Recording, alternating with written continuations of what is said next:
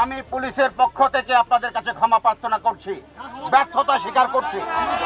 পাশাপাশি আমি আপনাদেরকে আশ্বাস দিতে চাই, আমি আপনাদেরকে বলতে চাই, ক্ষমার পাশাপাশি আমি তাদেরকে ছাড়তে চাই না।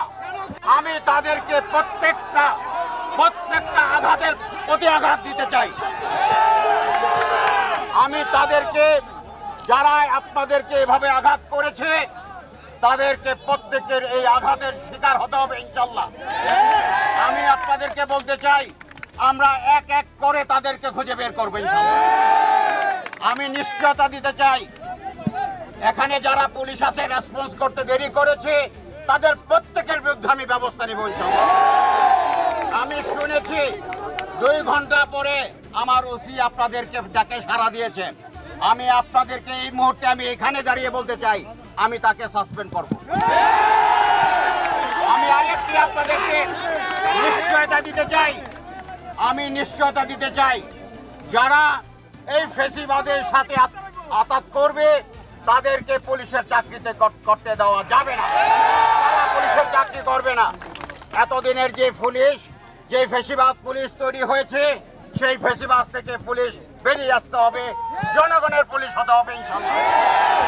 আপনারা কষ্ট করে এসেছেন, আপনারা এই জনগণের নিরাপত্তার জন্য এসেছেন। যাদেরকে এইভাবে পিটিল, গত 17 বছর যাবৎ আপনাদেরকে অন্যায়ভাবে অত্যাচার করেছে, এই দেশের উপর জুলুম করেছে, এখনো তারা মাথাচাড়া দিচ্ছে, তাদের এই মাথাচাড়া কোনোভাবেই বরদাস্ত করা হবে না। ইতিমধ্যেই আমরা 16 জনকে গ্রেপ্তার করেছি।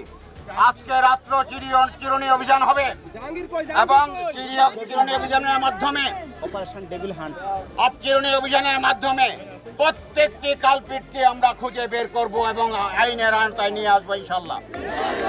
আপনারা জানেন, ইতিমধ্যে মন্ত্রণালয় সিদ্ধান্ত নিয়েছে, স্বরাষ্ট্র মন্ত্রণালয় সিদ্ধান্ত নিয়েছে সারা দেশব্যাপী এই আওয়ামী ফেসিবাদকে দমন করার জন্য অপারেশন ডেভিল হার্ট নামে একটি অপারেশন চালু হবে, যার মাধ্যমে আওয়ামী ফেসিবাদদেরকে এই দেশকে থেকে উৎখাত করা হবে।